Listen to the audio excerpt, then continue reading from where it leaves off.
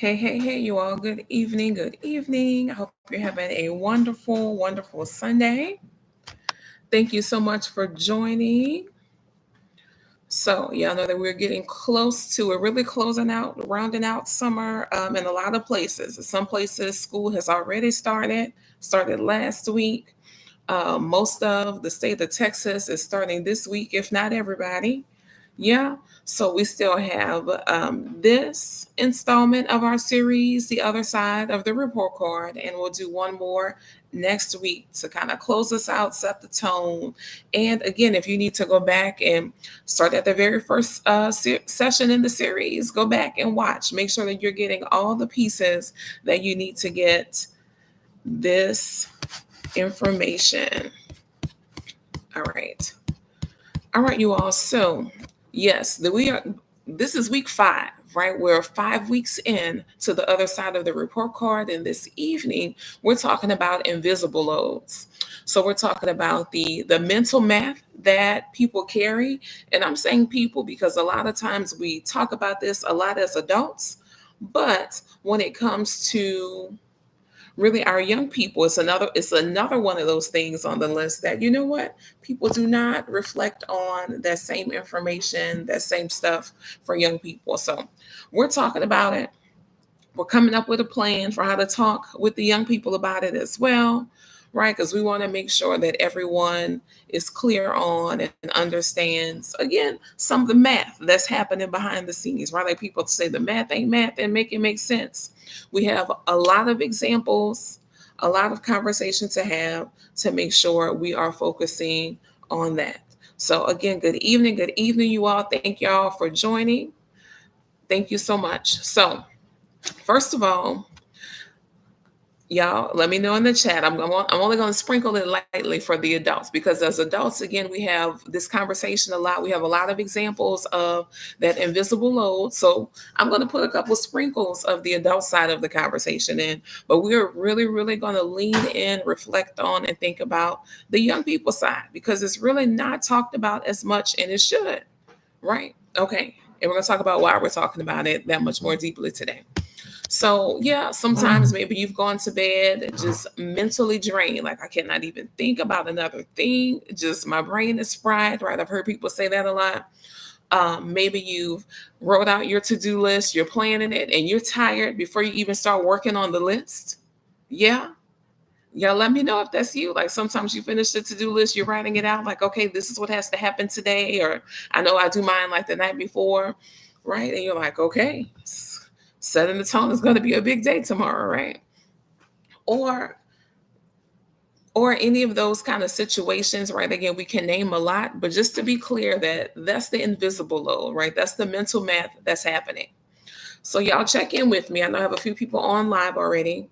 So I want you to finish this sentence. One thing I wish my family knew I'm keeping track of is blank. One thing I wish my family knew I'm keeping track of is blank. Y'all fill in that blank. I'll post it in the chat as well. I'm jumping around screens a little bit. Y'all fill in that blank for me. One thing I wish my family knew I'm keeping track of is, or because maybe it's not commonly known. Again, we talk about that's the invisible load. I'm going to give y'all a moment. All right. Don't be shy. Don't be shy. So maybe it's you tracking your child's, a student's extracurricular deadlines, the activities, right? Certain things coming up. Maybe you have to remember to grab snacks for the next day, right? It's maybe you're a room parent. Maybe it's just your turn in the rotation, right? You're prepping dinner, you're juggling work. And I know sometimes my joke is my day is chunked into shifts, I call them, right? I'm like, all right, I'm clocking in for my third shift because it's a different part, right? Different mind spaces for the different parts of my day. Because some days you say, I've done all this, what? And it's not even 9 o'clock yet. Are you serious, right? So it might be a little bit of a light laugh and like, yeah, it's a lot, but y'all, but let's pivot and let's talk about the truth for real. Again, kids also carry these invisible loads, these mental loads. So they have social worries. They're thinking about their assignments, deadlines, tests. They're thinking about peer interactions. And usually, more often than not, it's unspoken. It's unspoken. So we want them to talk about it. We want them to talk about it. And we're going to talk about how to create that space, right? Model for them so they do talk about it. If we don't, we want to talk about it, because if we don't talk about it, it will quietly shape how we show up for each other. So, how they're showing up and how we're communicating as parent child, how we're communicating as adults to young person, right? So, let's unpack it. Let's talk about it. So, again, what is the invisible load? We gave some examples. The official definition is the cognitive and mental tasks that we carry without recognition. So, again, it's just kind of something that happens, right? Examples, again, for adults, for parents, maybe it's remembering birthdays, monitoring moods. Yeah. Anticipating needs, like, okay, well, this is coming up, so I know we need to, right? And managing logistics, right? One of my cousins, we have a joke that says, you know what, people should have talked more about figuring out what people are going to eat every day for the rest of your life, right? That we talk about that. We say that's our little joke amongst cousins. So one thing I wish my family knew I'm keeping track of is how long the prepping of clothes takes. hmm So think about that getting in the morning, right? If you're the person that's in charge of getting the clothes ready, especially for a younger person, like until they're able to take that over, that has its own load, right? That has its own load of, think about it. Okay, it's time to get the clothes ready.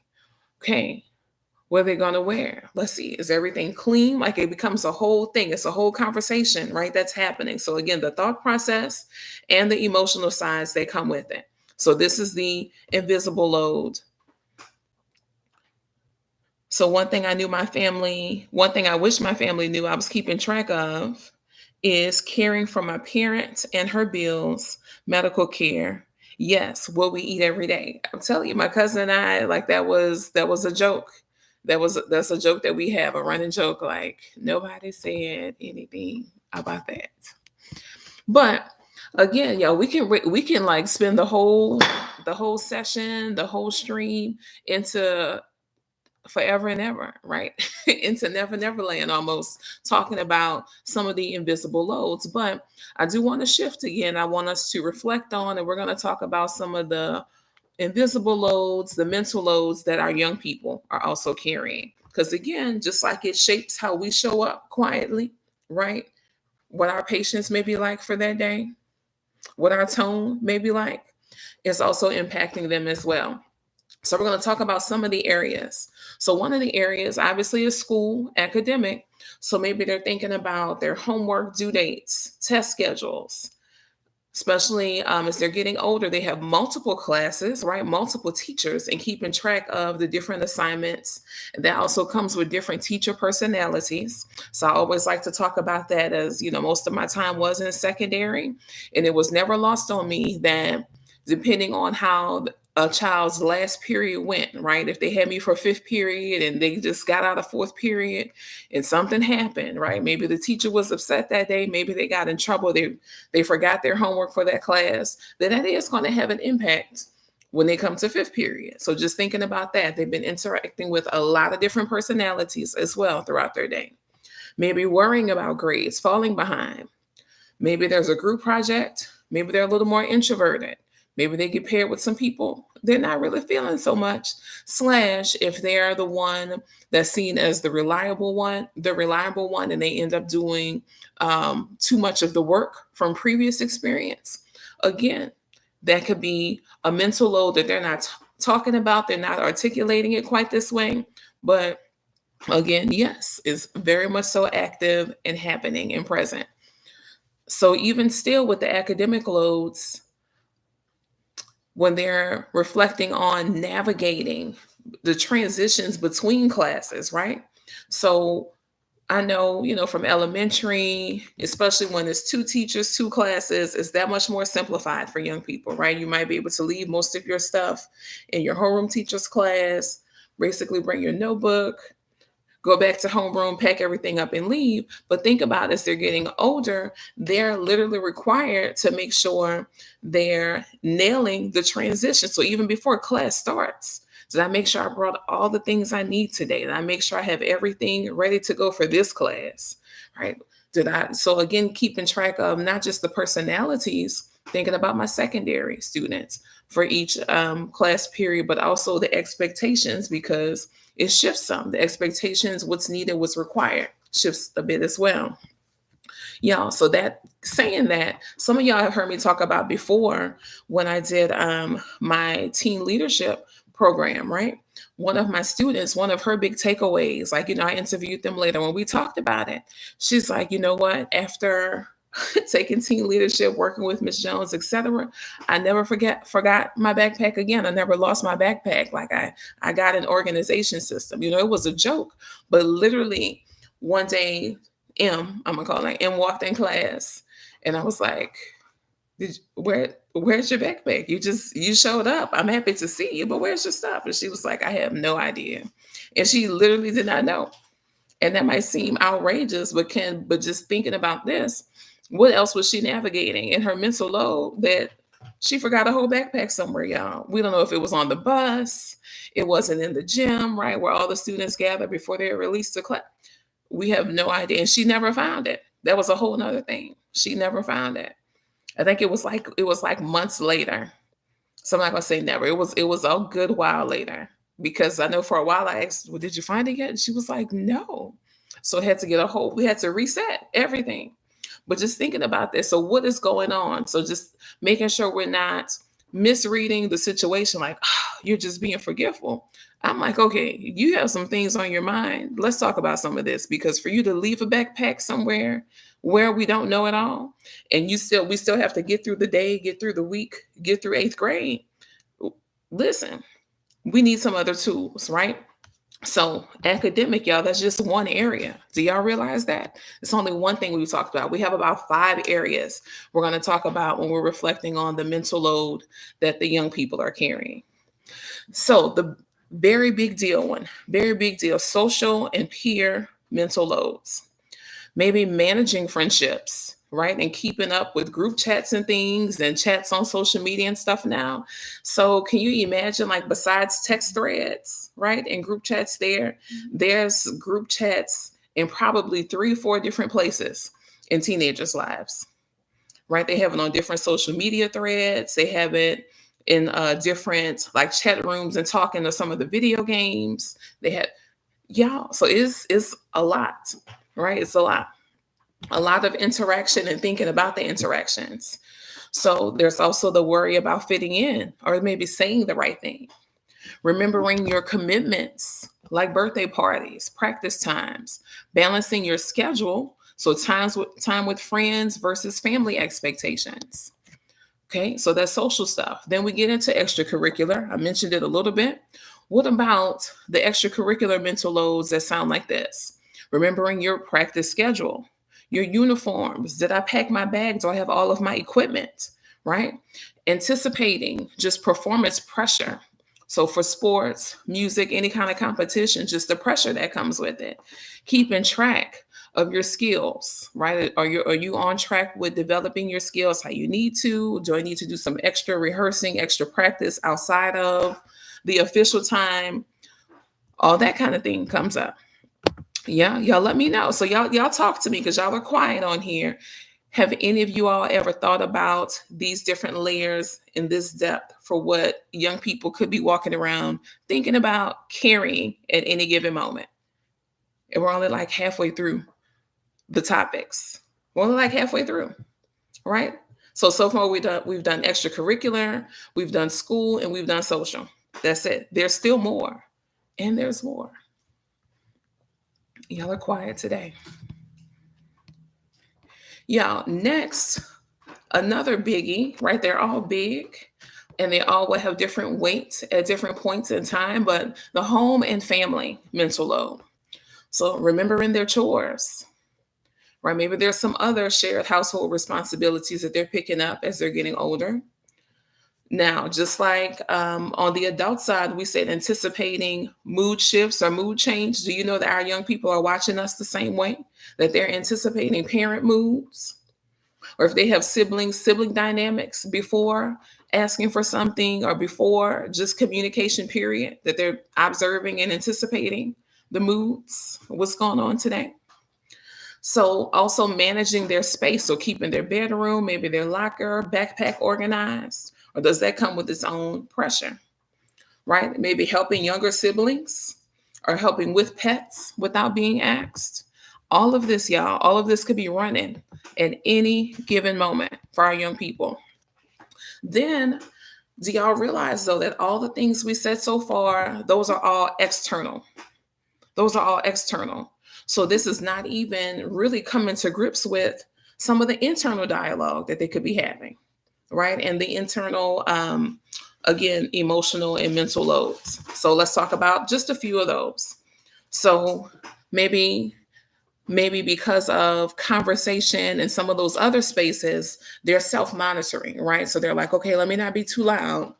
Let me not make a mistake, and miss this shot in the game.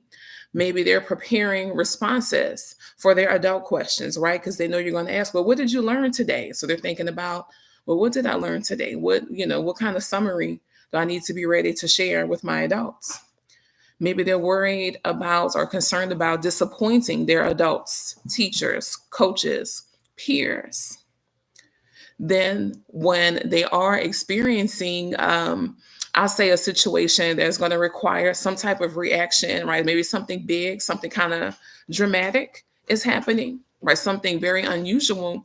Then they're trying to reflect on some of these skills that their adults have been teaching them, right? So trying to remember the coping strategies to apply during the time of stress and distress.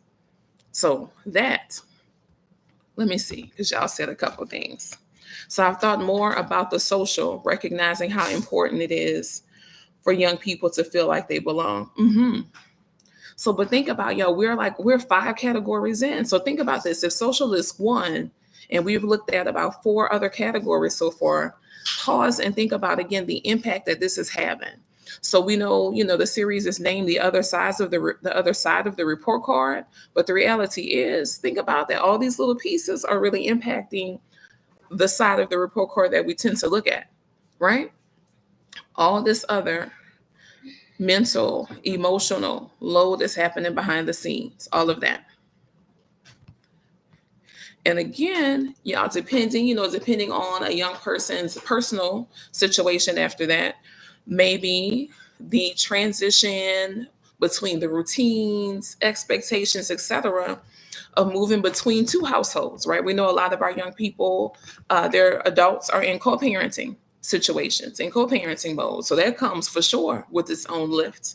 So remembering maybe their medical or dietary needs at any given time. We know a lot more students have peanut allergies.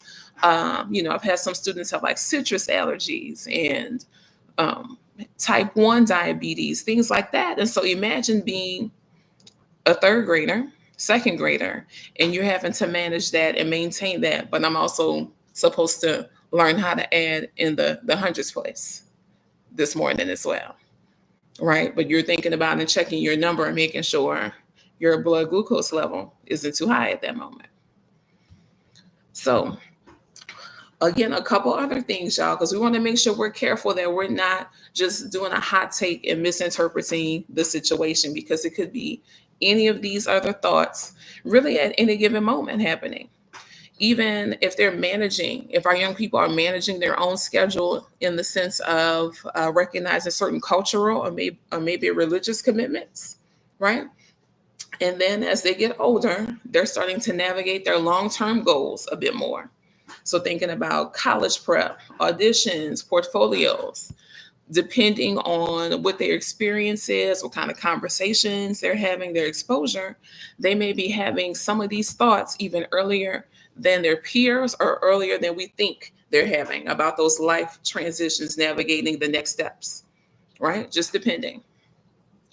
All right, y'all. So talk to me really quickly. Which of those points or which of those areas, those categories was most surprising to you? Slash, Anika, I've thought about that one the least. I have not thought about that one too much at all. So which of those areas or categories was most surprising to you? Slash, a category that you thought about the least? While y'all are typing, from the list, because we dug in, we got deep for a minute. From the list, one of the main takeaways I want you all to have is, while we're talking about the loads, we've given a lot of it some legs just now, right? We named it. So now that we named it, y'all, we can share it. And we share it, we can shrink it if we need to, meaning we're processing it together. So we're going to talk about actually having the conversation, right? So processing the emotional labor as a family. So one, because when one person is carrying most of the cognitive or emotional work, yeah, that can come with resentment. It can come with burnout, and either of those can definitely be perceived as something else. Some of like what we talked about last week, right? It can cause a shutting down. It can cause overwhelm. Any of those things. So we want to make sure we talk about it. And while we're talking about it with our young people, we're making sure that we're using simple language. So, emotional labor to them, the conversation is emotional labor means the stuff that you do to keep the things kind of running smoothly, right? So, and people feeling cared for. Even using analogies, y'all know I love analogies. So even using analogies, saying, okay, so emotional load, emotional labor is like all of us, it's like the family running a relay, and at some point everybody needs to carry the baton, right? At some point everybody touches the baton because we're running a relay as a family, as a team. Then in the midst of that conversation as well, we're making sure that we also um, are modeling mutual respect for the invisible efforts. So we're going to talk a little bit about how to do that, how to model the mutual respect.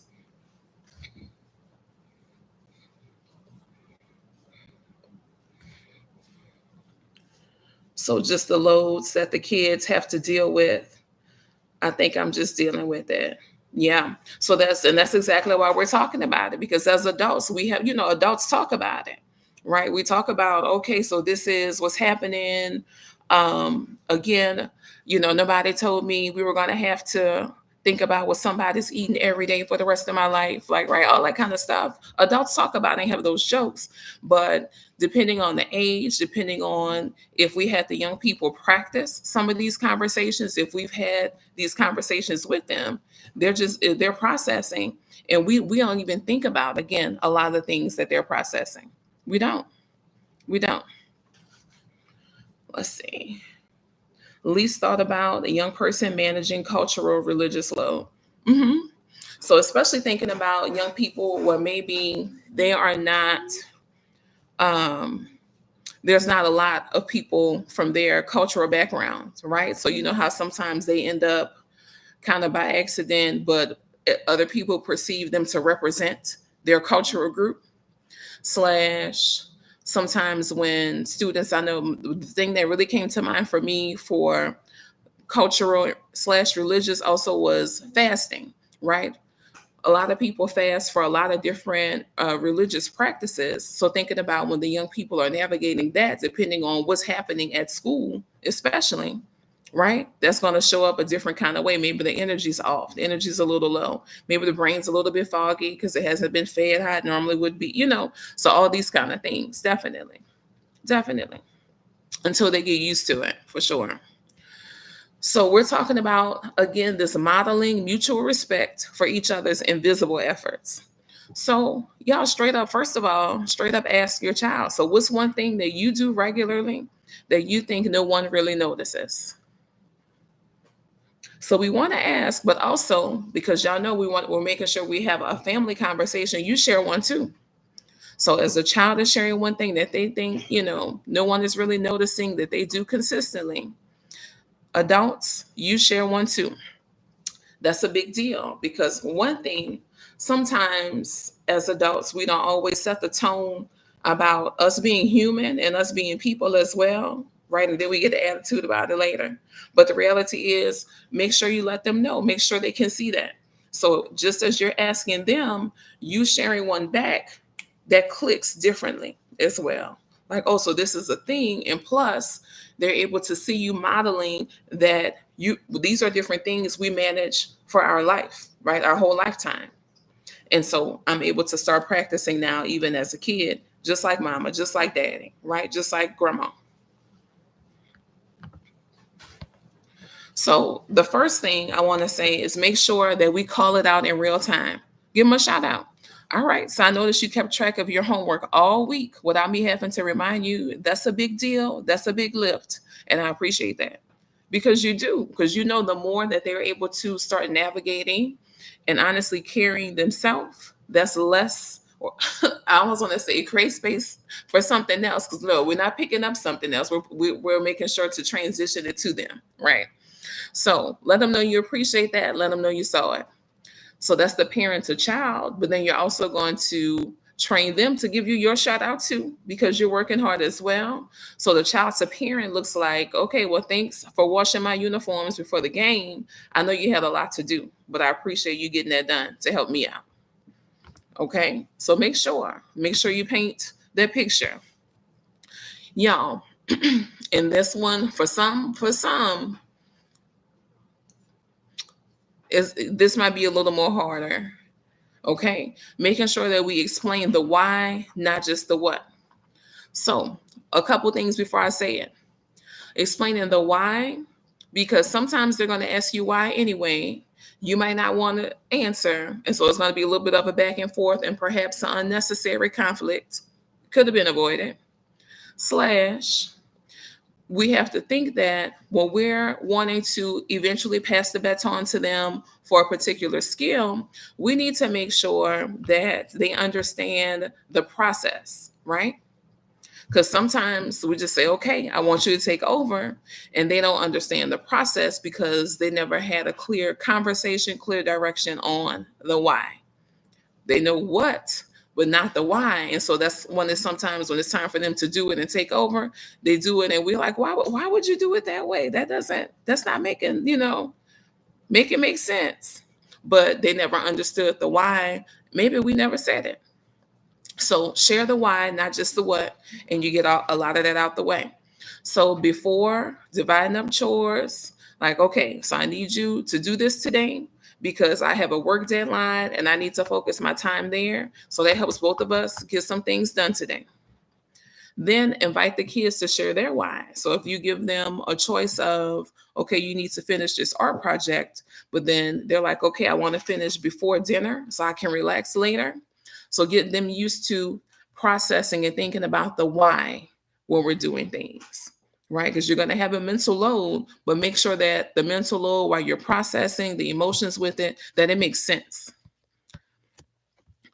All right, y'all. And so a little bit inspired by the movie that's coming out. And it's the remix, right? All the movies are remakes.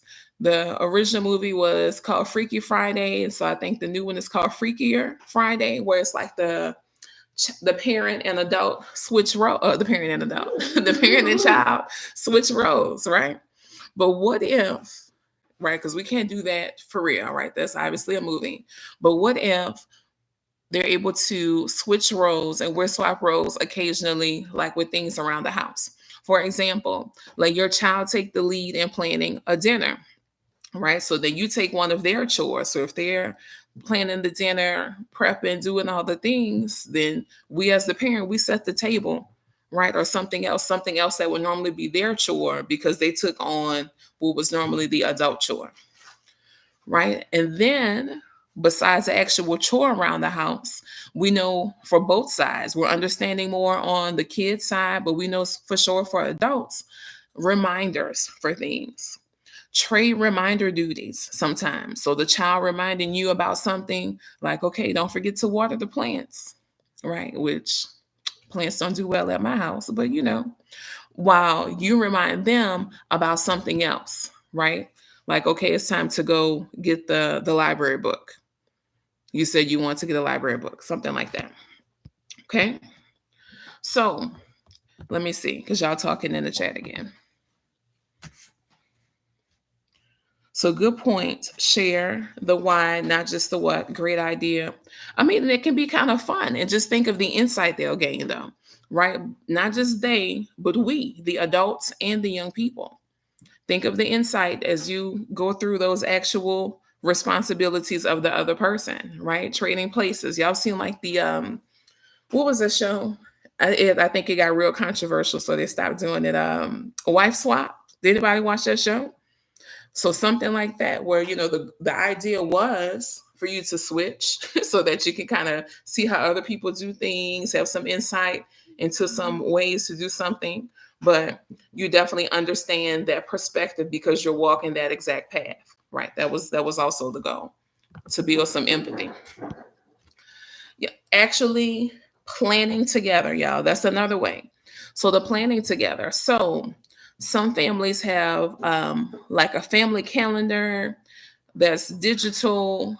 Personally, I think for my house, we're about to move to a paper one, or one that can be on the wall, that just lists the different tasks and things that are needed to make the week run well. So everything from packing lunches, preparing presentations, organizing sports gear, just all kind of things, whatever the things are that need to happen that week, they're on there, right? So another thing is, again, that shout out moment, acknowledging when someone crossed something off the list without having to have the reminder for them to do that. So, you know what? I saw you put your basketball in the car last night so you wouldn't forget today. I saw you made sure that you disinfected your mouth guard so to be ready to go to TKD, right? That was smart. That was smart planning. So, another thing is, again, the appreciation without comparison.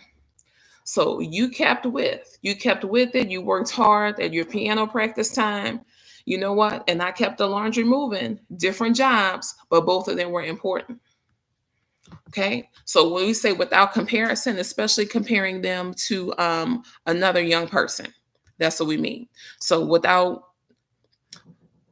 comparing to another young person, slash without making it seem as though one task was more important than another when both had to be done, right? Like as kids, we know that their to-do list, their things that they have to do is going to be different than ours, but we expect them to get done because they're important for them. So we want to make sure that we emphasize the importance, right? Not saying, okay, well, because I did this, is more important. Just like, okay, I got the laundry done, you got your piano lesson done, right? Here, high five, fist bump, we did it. And then move on from there. So that makes sure to lean into, and we talked about before on another edition, right? Making sure that we praise the effort and not diminish the effort, right? Like that's nothing compared to what I did. You had it easy. We're not doing that. And when we use the mutual respect language, so I know that you had your own list to handle today, but thank you so much for helping me with mine. Slash, you didn't have to think of that, but you did. And you know what? They helped me a lot. Okay. All right. So those are just, again, some of the ideas for showing this mutual respect, some things. All right, y'all. So this last big area we're talking about, and yeah, I see I'm blinking slowly. So this last big area, we're talking about modeling vulnerability and boundaries. So boundaries, and some people might say, "What with your kids?" Yes, with your kids. Yes. I'm gonna blink slow and pause for emphasis. Yes, boundaries with your kids, y'all. I've heard some people say it might feel kind of harsh or inappropriate. Just a lot of descriptions, but I want you to think about it through this lens. So remember that they're learning everything from us, right? Including how to establish their boundaries, how to reinforce their boundaries, and how to adjust their boundaries from me, from us, from you. You understand that? So, one thing that I'm often reflecting on is, what are they learning without me saying it, right? What are they learning? What is he just picking up on? And I didn't say that directly, just because of how I'm holding boundaries, whether or not I'm being vulnerable. Does that make sense? We have to think about those lessons, right? The things that are taught directly and the things that they're just learning because that's their reality. That's what they're interacting with every day. So, wanting to talk about that some. If the boundaries are not being held, they're not being held well, they're not healthy in their establishment.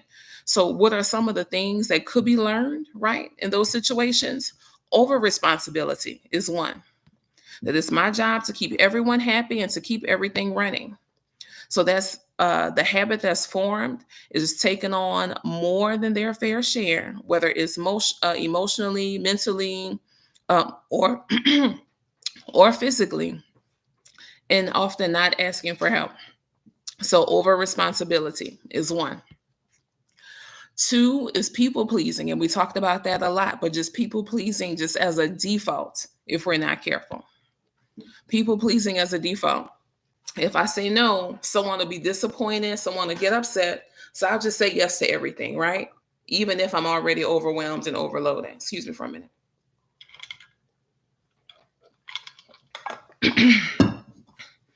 Three, maybe even being burnt out without realizing it, you all. So being tired is just normal. You just keep going no matter what.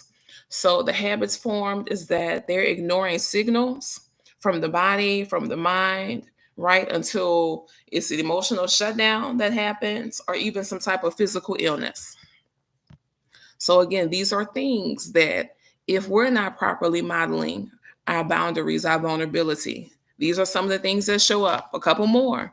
Lack of agency, you all. So decisions, they're made for me, not with me.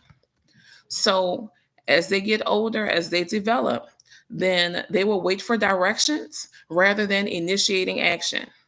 So that can turn into a child growing up never being asked what they think about schedules or rules, planning things. And so they'll struggle to advocate for themselves in work or in relationships. Another thing, another possibility, you all, is guilt around rest. So maybe the lesson learned is that rest is laziness. So they might feel anxious or guilty when not actively doing something productive. But we all know that rest is essential. Last two, emotional avoidance. And this especially will show up as people get older, I'll say. So the lesson learned is bringing up how I feel will make things worse. So people will learn to suppress emotions to avoid conflict or discomfort. The blurred identity. This is a big one, and it will show up a lot in middle school because they would say it. And I'm going to tell you what they would say. They would first really understand who they are or express who they are based off of other people. So this is a student who would say, oh, well, I'm the helper, you know, and so not the one that necessarily was used to focused on their own goals or their own needs. Because even in the family, there might be the helper. And so the habit that formed is that their self-worth, remember we talked about self-esteem versus self-worth, their self-worth was tied entirely to productivity or to service. Okay. So again, well, we want to make sure we're establishing appropriate, healthy boundaries and modeling it for them. As again, the parent, yes, our kids are going to make sure that they come to us for help. And we want to make sure that we also ask them back for help sometimes, right? So that may be something like that looks like, sounds like, well, you know what? I can't help with your homework right now until I take a short break. So I need about another 10 minutes before I can help with your homework. For your kids will say, okay, well, I need to do my reading before I can play games. So we're tying it back to healthy modeling because we understand, I can't emphasize enough that kids learn their boundaries from what they see, not what they're told. We know how that works, meaning it doesn't work, right? Do as I say, not what I do. No, they're going to do what you do. So what did your boundaries and vulnerability look like? What's being learned there? Boundaries are not walls, though, right? I want to make sure we're clear, y'all. They're doorways that help us decide what and when to carry something, right? So we choose, okay, this is a good time to engage in that, or am I going to pick this up? And am I going to carry this at all, right? So they're doorways. Let's view it like that: doorway versus a wall. So co-planning the household load, that's another thing. So we what we can do, we can make the list of all the weekly tasks, anything anything, whether it's big or small, assign who currently does them, and then we'll see if something can be shared, something can be shifted, or if it can be simplified, right?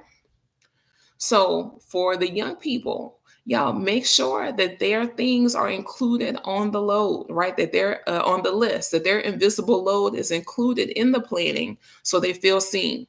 And then give choices for their contributions, right? We talk about shifting or simplifying or sharing it, giving them choices as well and having their input is extremely valuable, right? Because that's when we take a whole different type of ownership, accountability, responsibility in the task.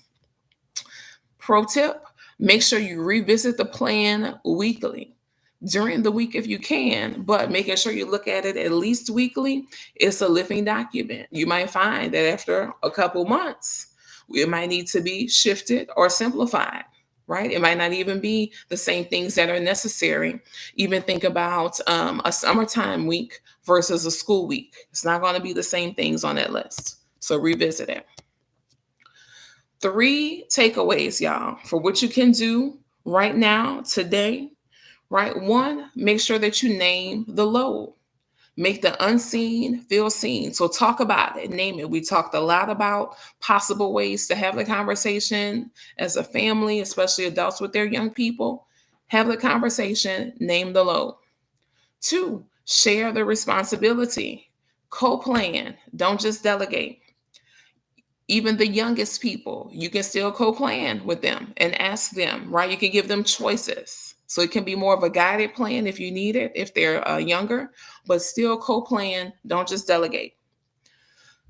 3, model boundaries out loud. So even though you may have your own boundaries that you're sticking to, you're adhering to, you're practicing, you're reinforcing, let the young people hear you say it, right? Let them hear how you protect your mental space. Like, oh, mom says she has a presentation tomorrow, so that's why she's not watching TV this evening, right? Just whatever it is, say it out loud because they're learning and they're learning for what you do. But we're saying also what we're doing. So we're making sure they match. Okay. All right, y'all. So these conversations, I know we're wrapping up. I told y'all this is the second to last one for our series, The Other Side of the Report Card. We have one more next week. Now, if you have really been enjoying these conversations, and y'all know, I told y'all that we're getting ready to start a cohort, right? A parenting by design cohort where we're not fixing anything. Nobody's right. We're making sure that everyone is just equipped. That's the tools we're talking about. We're making sure that everyone is equipped for healthier dynamics and communications and interactions as a family. And so we're starting the first week of September, right? You can go ahead and click the link in the bio to read more about how to join that, what it entails. Please do. And next week, y'all, the last week, and I'm smiling because I'm like, someone was peeking at my notes earlier. No, I'm just kidding. But we're talking about belonging to close it up. So belonging, whether in a school setting / at home, we're making sure we understand the different layers because belonging is almost, I'm gonna be honest, I'm almost a little bit annoyed because it's being thrown out kind of like a buzzword these days. Everyone's like, oh, we're talking about belonging, we're making sure, but it's still a lot of things going unnoticed, right? Underdeveloped. And so we're developing it. We're talking about it. We're going to continue to add to your tool belt and give some more strategies and some more insights. So please be ready. Hope to see you all next week, next Sunday at 6 Central Time. And I'll talk to you later. Bye bye. Thank you all for joining. Have a good night.